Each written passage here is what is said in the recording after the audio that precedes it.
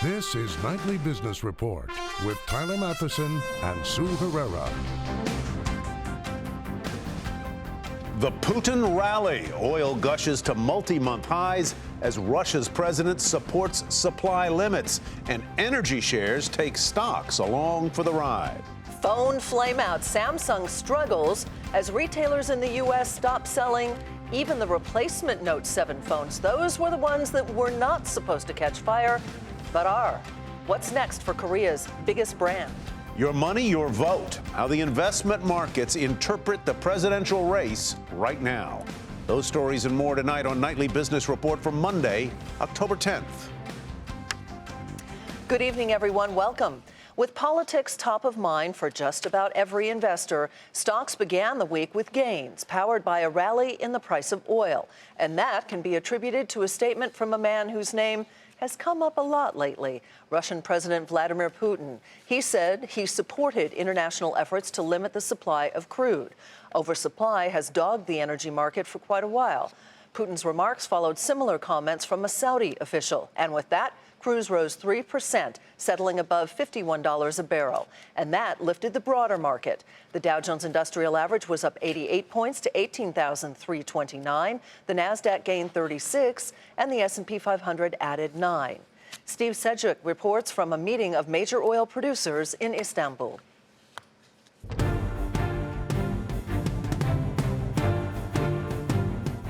Oil prices got a double boost on Monday as two of the world's largest producers of oil actually pledged to support prices. First of all, here at the World Energy Congress in Istanbul, one of the largest gatherings of oil producers in the world, we heard from the Saudi oil minister Al-Falih, who said actually he thought it was very likely that OPEC would be able to put meat on the bones of a deal agreed in Algiers in September and actually carry through its first output cut since 2008. Al-Falih added that he would be speaking to his counterpart Alexander Novak of Russia in the next couple of days to see if this could be expanded to non-OPEC members. Then this afternoon we saw President Putin of Russia as a guest of President Erdogan of Turkey building bridges between the two countries following conflict at the tail end of 2015. But Mr. Putin made a very interesting contribution to the oil debate, saying that Russia was ready to join any output freeze and potentially put a cap on extra production at the moment. That boosted oil prices even further. Mr. Putin saying that failure to do so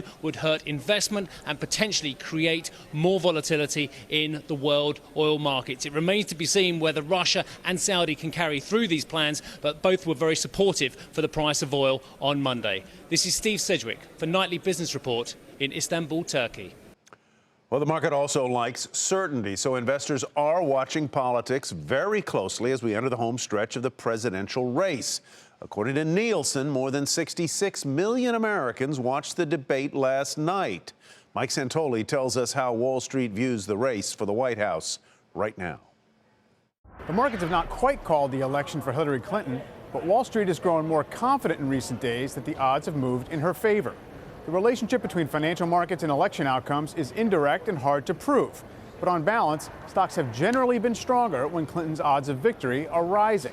This pattern held following a tumultuous weekend in which Donald Trump lost the support of dozens of Republican officials after a tape of his lewd comments about women in 2005 was released.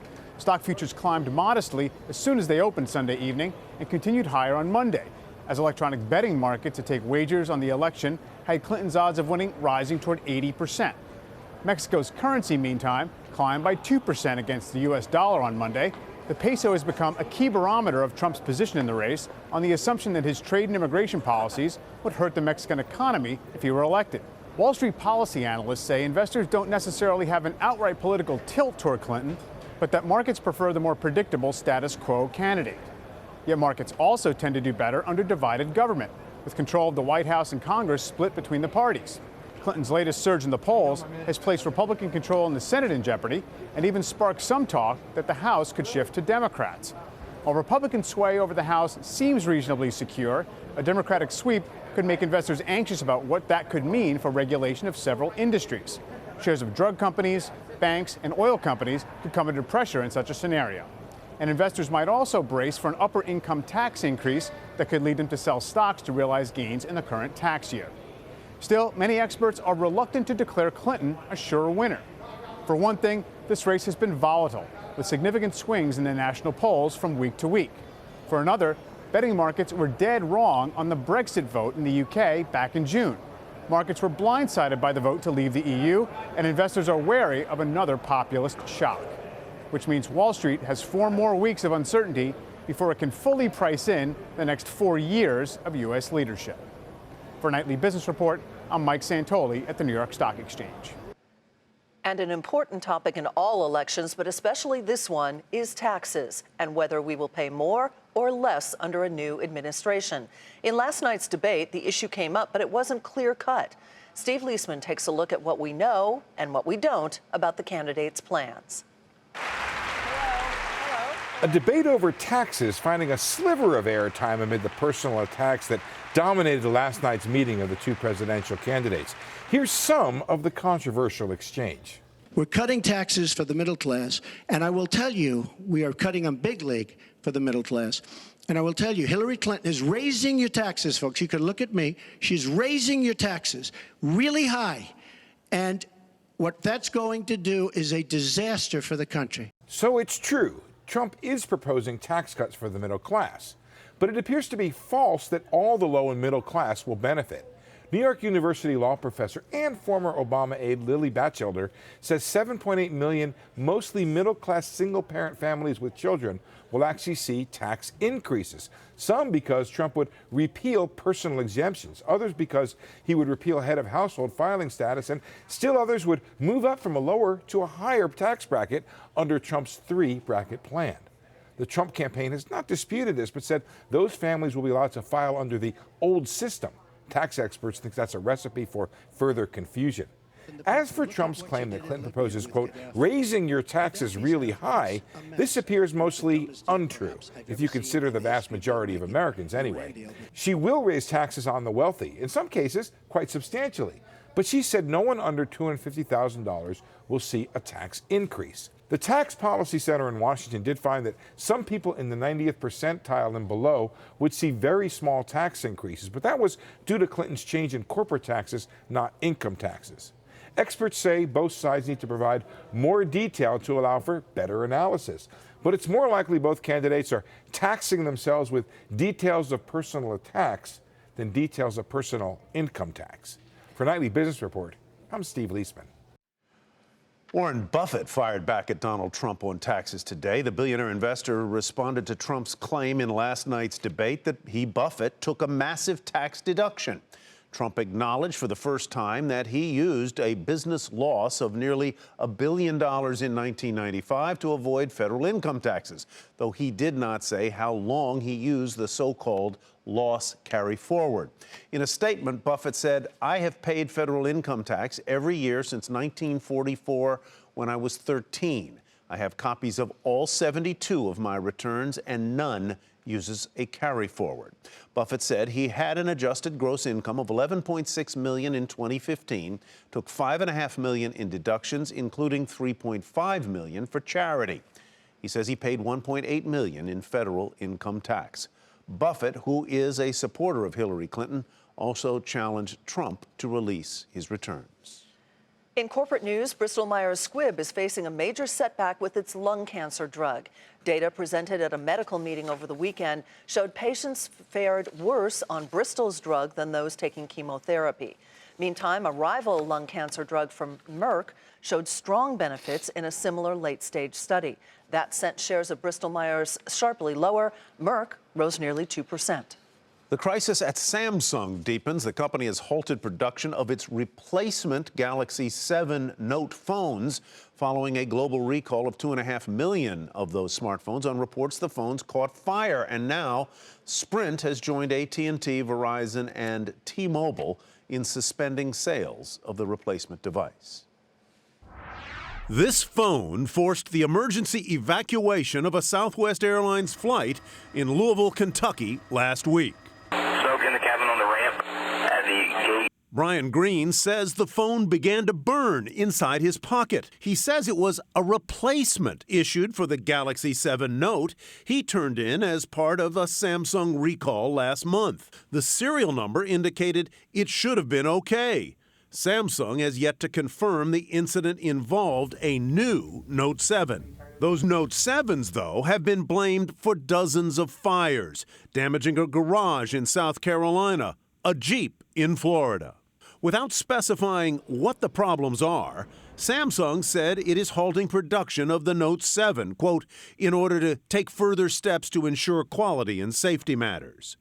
That's in stark contrast to its initial response last month to questions about battery charging levels in its replacement Note 7s. The issue does not pose a safety concern, said the company. Today, Verizon, T-Mobile, Sprint, and AT&T stopped issuing replacement Note 7s. We've taken the extraordinary step to stop exchanging them out of an abundance of caution until Samsung really does the retail work to understand if these replacement phones have an issue or not. Last month, Samsung blamed one of its battery suppliers for the initial problems, saying it stopped using that company and that it had not used that company for any of its replacement phones in the U.S. But problems persist. Another replacement Note 7 started smoking in the hand of a 13-year-old Minnesota girl on Friday, and a Samsung customer in Richmond, Virginia, said he woke up Sunday morning to a loud noise, smoke, and flames coming from his replacement Note 7. Halting sales of the Note 7 in the fourth quarter could cost Samsung $630 million in sales. But that may not be Samsung's only problem. The world's top seller of TV sets and South Korea's most profitable company is also dealing with reports that some of its washing machines have exploded. The Samsung brand could be in for an extended spin cycle. I just actually ordered the new Pixel. Just having too many issues with Samsung. I can't risk it. I think this could be a serious marketing problem for them. I mean, especially the more publicity it gets. Dean Crutchfield joins us now to discuss how much damage he thinks the ongoing problems at Samsung could have on the Samsung brand. Good to see you again, Dean. Welcome back. Great to be back. I assume that you agree with the people that we just heard from on that tape, that this is a very serious issue for them. I mean, usually you say a brand's on fire and it's a good thing, but here we have a brand like Samsung and it's literally on self-destruct. It's corporate greed, it's brand arrogance, and there is a painful solution ahead. Why were they so slow to react? Is it because they're not domiciled here in the United States? Why? I think they basically blew the 4 cardinal rules of, crisis management. In the first place, when crisis hits and news and social media burst, you want the CEO to stand up and look at the problem straight in the eye, and you don't want them to hide behind formal statements. They did that. The second issue is you can't have lengthy procedures or be bureaucratic. They've done that. Thirdly, they need to respond boldly. Clearly, they didn't respond within the first 24 hours of the actual thing happening. It took them a week. That was bad in itself. And then finally, the big boy is hide nothing, tell all. And we know there's a smoking gun here regarding the fact the company was aware, senior management was aware that these problems existed with their battery. So that's a really big problem facing them as a brand. You say that there's a painful solution ahead. What would that be? They've got to dump the Note 7. They've got to dump the Galaxy Note 7 series. There's no two ways about it. Who wants it now? It's tarnished goods. It basically has to go away. They're going to take a sales hit of $650 million in the next quarter. What about hitting, your brand value by $15 or $20 billion if you don't, sort this problem out now? This points to the idea they make lots of things beyond washing machines, lots of televisions. I have them in my own home. Yeah. Does this problem with the cell phone bleed over into the brand perception and the willingness of customers around the world to buy Samsung? Well, that's it. The court of public opinion's out there right now, and I don't think they're going to come back with a positive verdict, whether it's a washing machine or a phone. This does bleed across their brand. It impacts it in a major way, and it's about integrity and it's about trustworthiness. And both of those are under the spotlight right now. All right, Dean, always good to have you with us. It's great Thank to you. be here. Dean Crutchfield with the Dean Crutchfield Company. And still ahead, assessing the damage from Hurricane Matthew as the cleanup continues.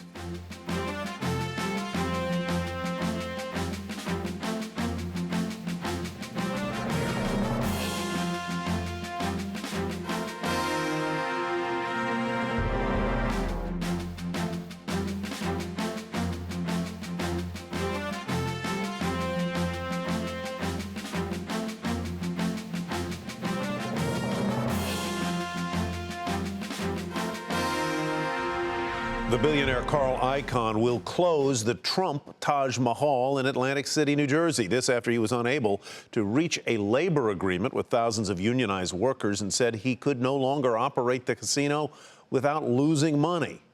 Icahn bought the Taj Mahal out of bankruptcy in 2014. 5 Atlantic City casinos have closed in just the past 2 years. As North Carolina continues to struggle with flooding, early assessments of damage from deadly Hurricane Matthew are starting to materialize. Morgan Brennan reports. It was the worst hurricane to hit the region in more than a decade, though not quite as disastrous as feared. As the storm headed toward Florida as a Category 4 hurricane, estimates of insurance losses spiked upwards of $25 billion, with experts warning Matthew could be a top 5 storm in terms of damage. But after the hurricane lost some strength and resisted landfall up much of the coast, estimates have come down.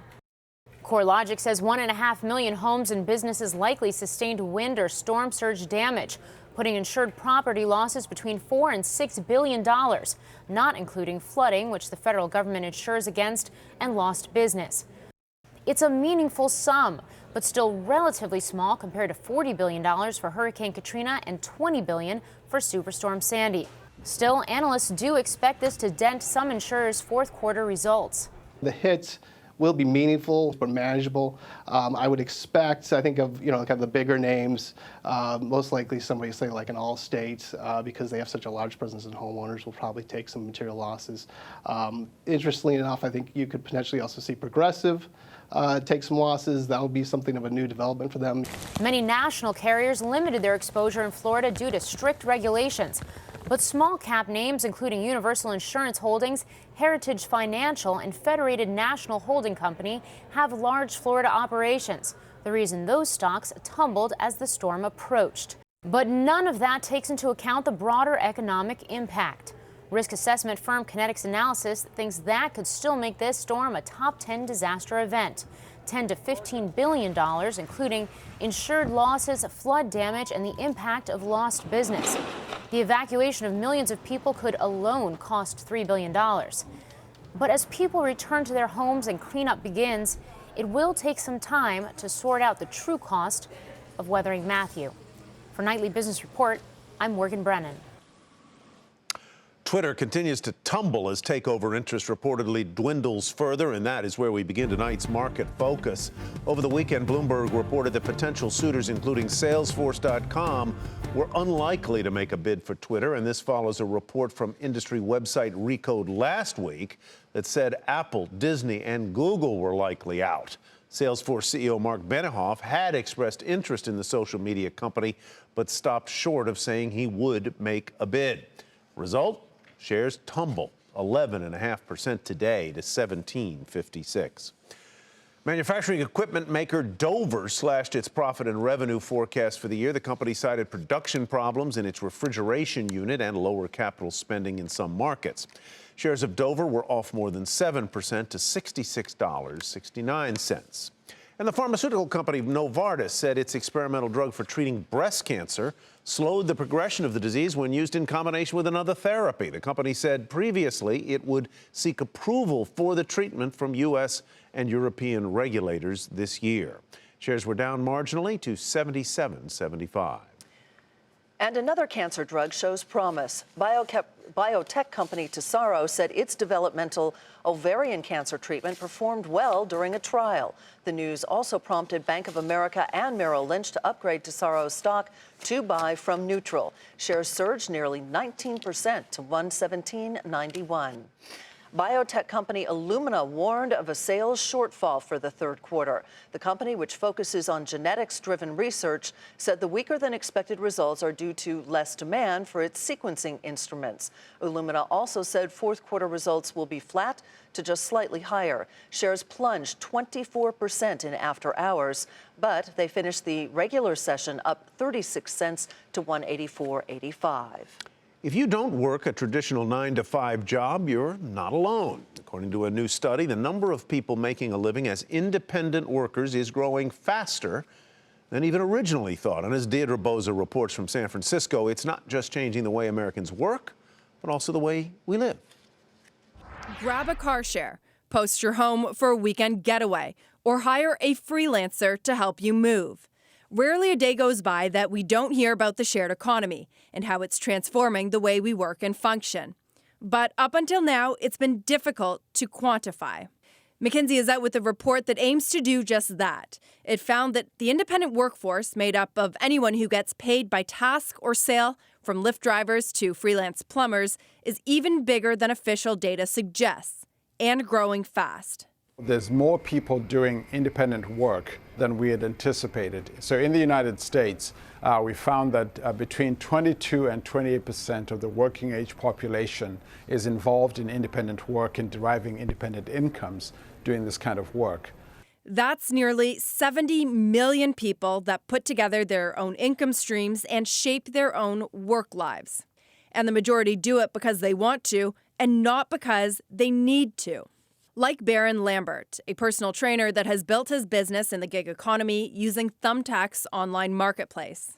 I get to set my own schedule. I get to work with the people I choose to work with, whether it be clients or new trainers that we bring on.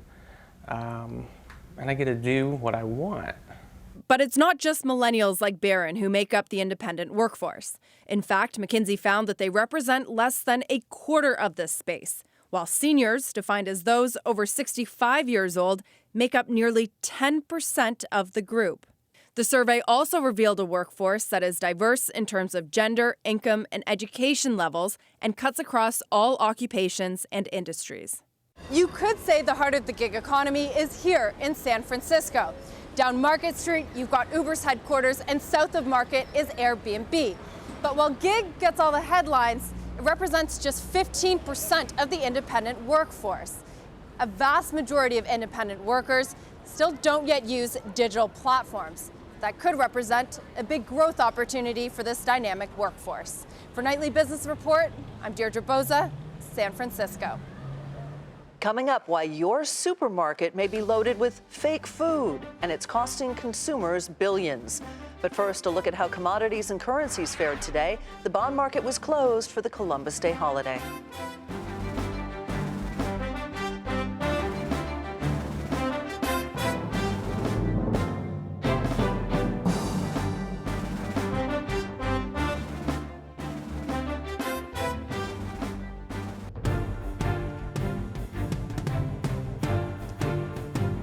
Here's a look at what to watch for tomorrow. Alcoa reports earnings, and it will be the last report before the company splits into two. The Supreme Court will hear a patent dispute case between Apple and Samsung. Yum shareholders will be looking for details on its China business spinoff at its Investor Day, and that is what to watch for tomorrow. Some criminals have turned their attention to food. In the quest for a profit, they replace pricey food with cheaper alternatives or water liquids down with less expensive additives. And as Andrea Day reports, food fraud is costing consumers billions.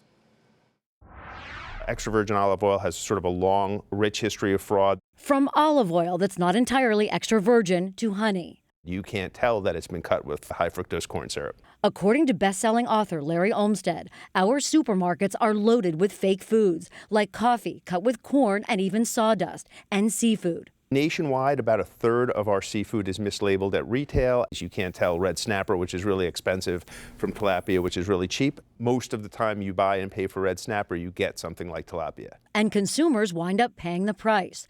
According to the Michigan State University Food Fraud Initiative, food fraud costs $30 to $40 billion every year worldwide. And dining out? Very few people realize that the restaurants are sort of the Wild West. They don't have to adhere to the same kind of labeling rules retailers have. Food fraud has and does cause illnesses, and it has actually caused deaths in consumers. Karen Everstein is a scientist at USP. The group sets standards for medicines and foods. On our watch list, processed foods. We're sourcing ingredients from all over the world and putting them together into a finished food product. This increases the opportunities for fraud. Like frozen pizza that can have dozens of ingredients. USP created a database for companies looking to prevent fraud. You can quickly identify which ingredients are prone to fraud, what are the adulterants that have been used, and which of those adulterants might be hazardous. So if you look at something like paprika, it's been adulterated with 19 different substances. So if you're a manufacturer and you're being duped by one of your suppliers and that comes to light, certainly there's brand damage. The FDA and the USDA are just two agencies that regulate food. According to the FDA, combating food fraud is the responsibility of both industry and regulatory authorities. The FDA inspects manufacturers to make sure they're meeting requirements for good manufacturing practices and also conducts label reviews during these inspections. And the USDA tells us it, quote, works every day at establishments ensuring that meat, poultry, and processed egg products entering commerce are safe, wholesome, and correctly labeled. So what can you do? Well, Olmsted tries to avoid heavily processed foods because they can hide a lot of fake ingredients. And when you can, buy foods in their most whole form, like coffee beans, whole fish, and cheese, so you always know exactly what you're getting. I'm Andrea Day for Nightly Business Report. Finally tonight, two professors, one from Harvard, the other from MIT, have been awarded the Nobel Prize in Economics for their work on contract theory. According to the Royal Academy of Sciences, their work has helped shape business, finance, and public policy. And that'll do it for Nightly Business Report for tonight. Thanks for joining us. I'm Sue Herrera. And I'm Tyler Mathisen. Thanks from me as well. Have a great evening, everybody, and we'll see you back here tomorrow night.